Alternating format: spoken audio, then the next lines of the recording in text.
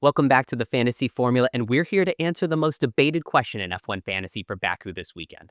Is it finally time to move over to those big 4A builds, or do we still need to budget with our teams? Stay tuned to find out.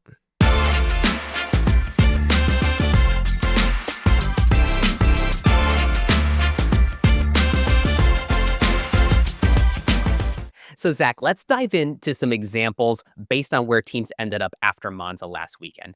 You can see this example on your screen here. This is from one of our friends in the F1 fantasy space. Their budget's 130.3 million, and last week they ran McLaren, Ferrari, Piastri, Albon, Bortoleto, Alonso, and Sainz. They left over $6 million on the table, and that allows them to build something a little bit different this weekend for Baku. They can bring in Leclerc, keep Ferrari on their team, but they need to run both Alpines. In an example like this, does it make sense to move into the Charles Leclerc Ferrari super builds, even though you have both Alpine drivers on your team?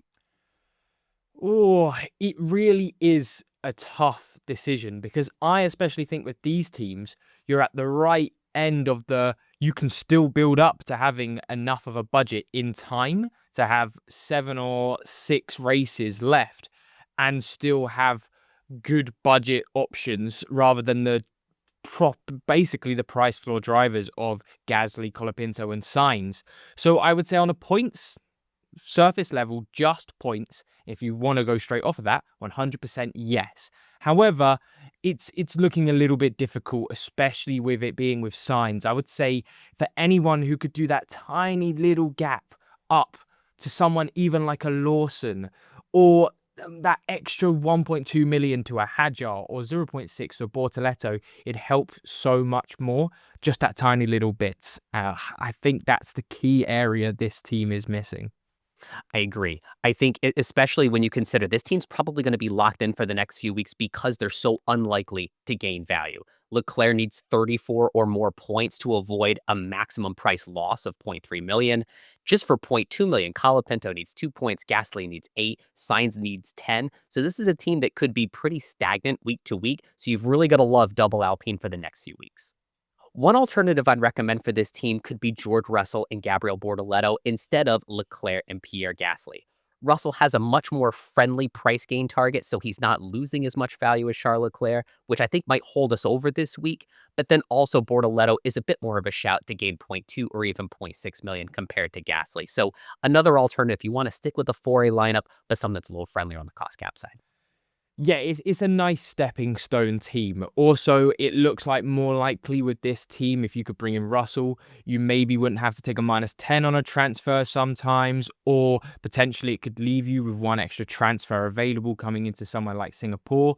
So it's a lot more lenient. And even though George Russell, I don't think, is going to be as good of an asset coming into Baku as Leclerc, you still have the main one, I think, of this weekend, which is Ferrari over Mercedes. So for me, this team does get a little boost. And if you're struggling on that budget, it's definitely the one to go towards because, like we mentioned, it allows you to get someone like a Bortoleto, a Hadjar, or even a Behrman into your team. And I just think when we look over to these 4A builds, yes, points-wise, you could go double Alpine. However, the issue comes when that is your team basically for the next 2-3 races, like we've mentioned before. Whereas if you have a team like this, you've still got a bit of leeway to move around. If we get a surprise like an Aston Martin coming back again, or we get a surprise of Ferrari looking absolutely dominant, and then you do have to switch over to the Leclerc, but you still want to move around your B-tier drivers. It just gives you a bit more freedom.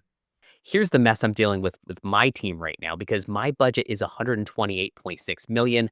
I ran Hulkenberg and Alonso, who both DNF'd at Monza, and now the only way I can get into a 4 tier A lineup is with Mercedes and Charles Leclerc. But even to do that, I have to make 4 transfers. I didn't carry one over, and it's a -20 to do it. And I don't have my wild card anymore either. So for me, I think I have to wait another week, even though I have the budget for it. And I think a lot of people are going to be in this mess, depending on how many drivers DNF'd on their team last time out.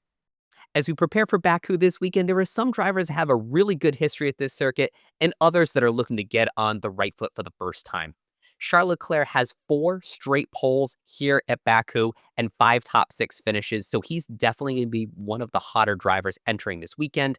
Meanwhile, George Russell has 2 podiums in his last 3 races here, but he's behind both Ferraris in our initial betting lines for the week. So it'll be interesting to see for those of you considering 4 Tier lineups, which one of these two drivers looks strongest in free practice.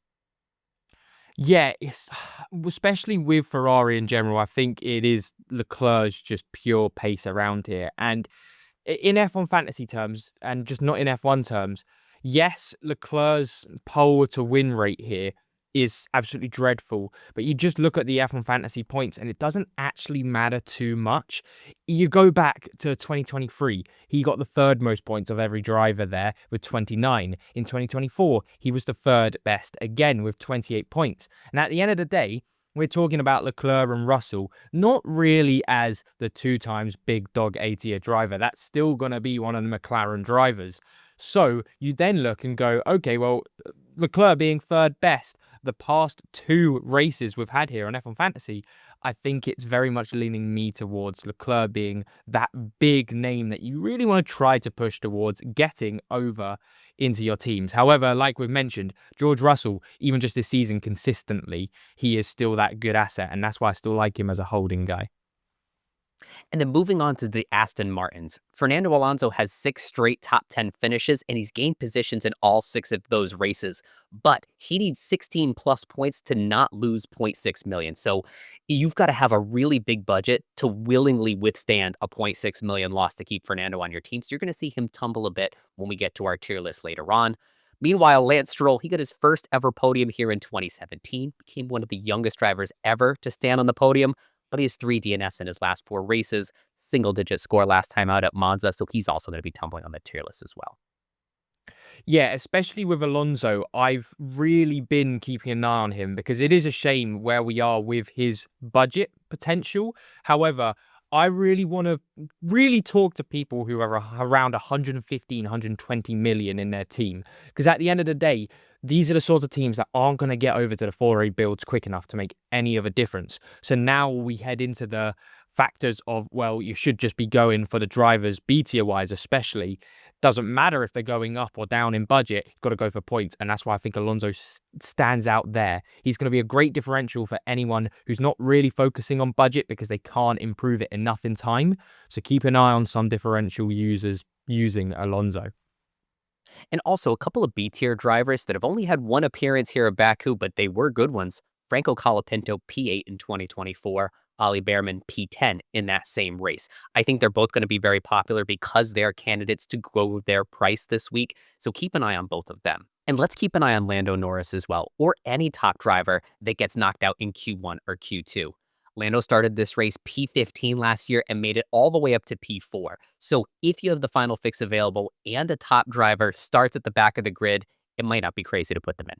Then heading on to the chips that you can use for the Azerbaijan Grand Prix weekend, realistically, it's the same old situation we've been talking about this second half of the season. Straight away, Limitless, a great option to be using again if you still haven't used it. I can't reiterate it enough each race weekend. If you've still got it, you've got to use it. It diminishes in value over the season as teams get better.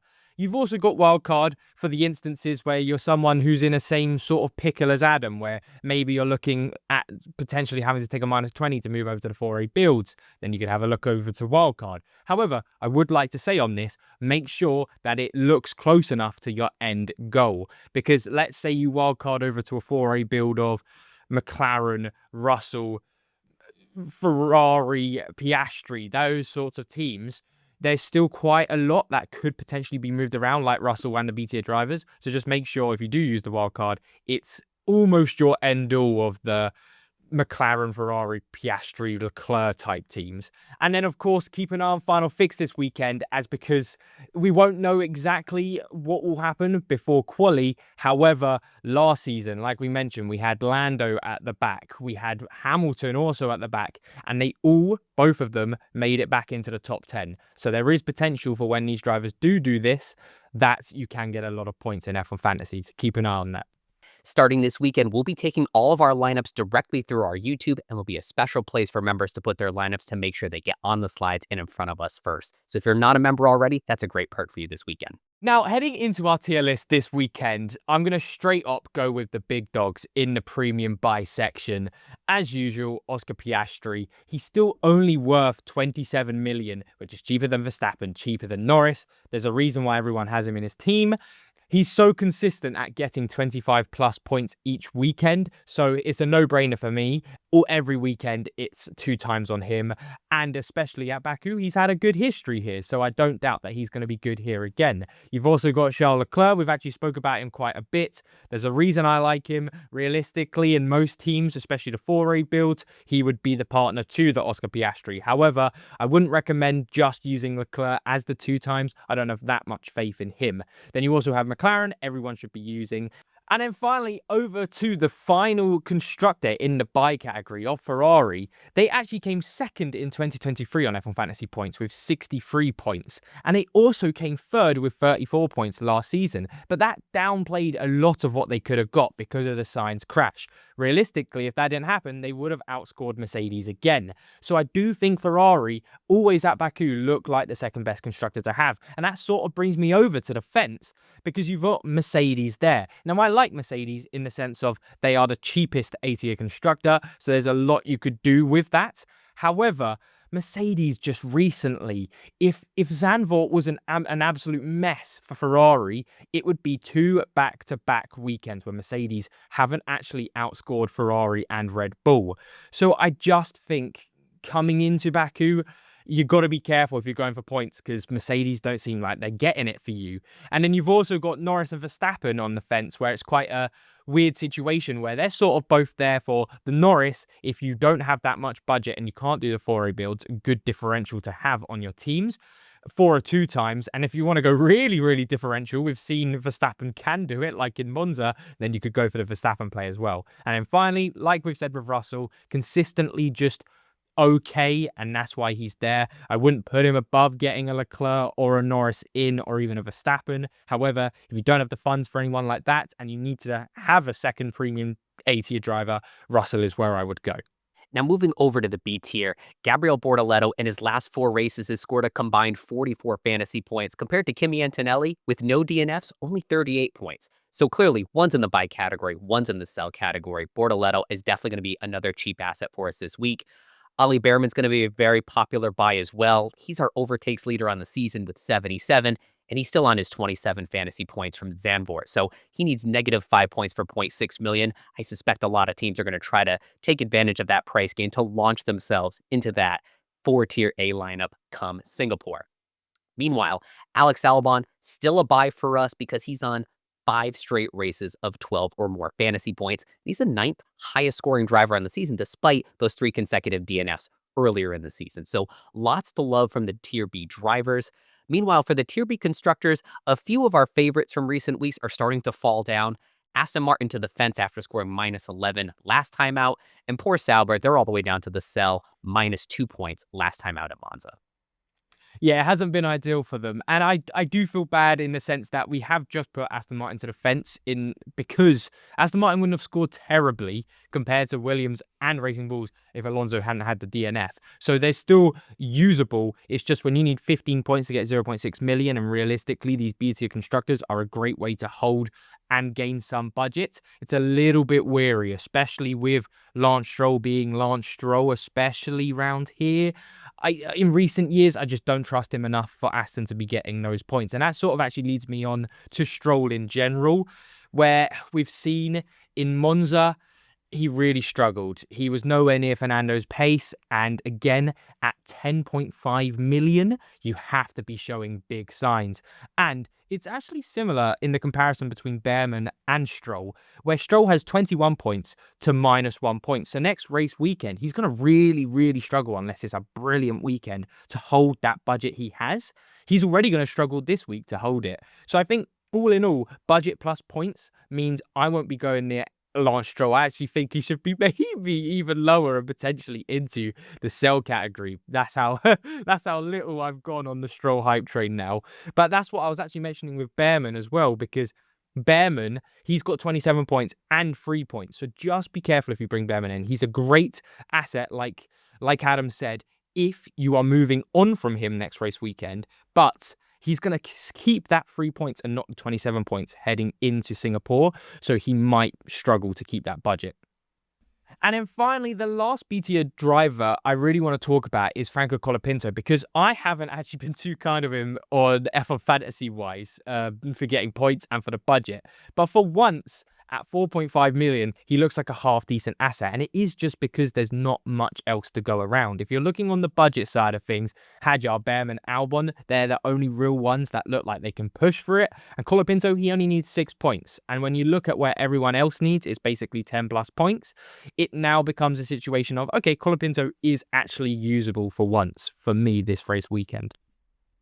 Before we get into our lineups, F1 Fantasy is partnering with Red Bull for a new mini league that's going to span the next 2 races. So for Baku and Singapore, this is a mini league that focuses on street circuits, and the prizes are really cool. The winner gets a Red Bull replica race suit. There's some signed merch going on there, and a mini helmet for those that finish in 3rd place. So make sure you sign up, and if you have some chips left over on your Team 2 or your Team 3, this would be a great chance to clean up a win. Now let's bring it all together and talk about our top lineups for this week, starting at the bottom with the cheapest lineup at 98.2 million. I really like this team because think about VCarb. They outscored Mercedes at Zandvoort and were only 10 points back of them at Monza. So they're starting to look really good here. And for an only 4.3 million more, you could put in Williams, who have been looking really great these last few races and should be strong this weekend as well. And on top of that, you have several drivers in Tier B that could gain value and get you up to the next tier of teams as we move forward. Yeah, this is the perfect beginner team for anyone who is just joining F1 Fantasy now. So, Zach, this is definitely a team that's in your wheelhouse. So, us with the small budgets, we're just going to stand back and let you have the floor on this one. Yeah, so everyone, don't be too alarmed with the budget of this team. 134.3. The reason I say this is because this is the best version of this team possible. Piastri 2 times with Leclerc, with Behrman, Bortoleto, Hadjar, McLaren, Ferrari. It is the best looking at potential points with Hadjar. He's been absolutely brilliant. 45 points in the last 2 race weekends, F1 Fantasy-wise. Bortoleto got 13 in Monza. No doubt in my mind he's going to be good again. And Behrman, he's a bit of a mixed bag on points. He can get 27 or 3 like we've seen. However, budget-wise, again, it's absolutely perfect. This is the ideal scenario for anyone who can afford it. And I would actually say heading into Baku before qualifying, potentially even better than the low budgets with the likes of Gasly and Colapinto, with Piastri, Norris, McLaren and Ferrari, just to keep your team bolstered everywhere. However, the reason I say don't be too careful with the 134.3 million is because there's so many different changes you can make. You could go Bortoleto to Colapinto for 133.1, Hadjar down to Colapinto for 132.5, Behrman down to Colapinto 132.1, and that's all just by using one asset of Colapinto. Now, you can also have Gasly, and that means you can have double Alpine of Colapinto, Gasly, Behrman for 131.3, all the way down to Colapinto, Gasly, Bortoleto with 130.3. Then, finally, if you still can't afford this, you could go Leclerc to Russell for 129.6. The reason I say this is because that is almost a 5 million buffer in different teams you can have, and I would say for all of those, if you've got it, flaunt it. Last week, we introduced you to the Merclair, the Charles Leclerc Mercedes build. We could have the inverse with the Russell of Ferrari and George Russell. So I'm liking this lineup too. Now, for the rest of us, you could be anywhere between 120 and 130 million. I think we're all going to be in a very similar boat here, where Piastri, McLaren, Ferrari is going to be critical to your team this week. And then it's how much budget can we pull off from the rest of the drivers on our team. This one costs 121.2 million and is taking advantage of Albon's recent streak, trying to get some cost cap gains from Hadjar, Bortoleto, and Colapinto. In the case of my team, I'd be leaving a few million on the table, but maybe that'll allow me to springboard into some of the teams that Zach showed a moment ago next week for Singapore. Just one last push for cost cap gains, but maybe taking a few points off in the process. Yeah, this team basically now is the 4A Mini Light, with Antonelli not really stepping up. Alex Albon's coming to help. Then for the final team selection you could use is sort of the middle ground area. And straight away with this team, we have the foundation here of Piastri, Behrman, Hadjar, Sainz, Colapinto, McLaren, and Ferrari. But what I like about this team is you can really work your magic and try to figure what differentials you could bring in. And this is really where the likes of Alonso's or Hulkenberg shine, because at 115 million, realistically, you're not going to be getting to the 4A builds in time for anything to happen. So instead, you can focus on, we know Alonso tends to score big points here. Even in Monza, before he had the DNF, he was going to go on to get some decent points. Alonso might be one of those drivers where no one else is going to pick him because he's down minus 0.6. But these sorts of teams that are attacking, you could try something like that. So anyone who has this sort of budget, keep a close eye on these teams because, yeah, 100% is good differential play, and I think that's the only way you could really try to keep up with the 4A builds now. I totally agree, Zach. We're officially at a price point here below 120 million. It's going to be really hard to reach a 4-tier A lineup, so make sure you just focus on points and pile them on in ways that the rest of us are trying to chase cost cap. We'll be live to answer all of your questions ahead of qualifying for Baku this Saturday at 7 a.m. Eastern, noon BST. Bring your lineups, we'll bring the banter. Take care, everyone.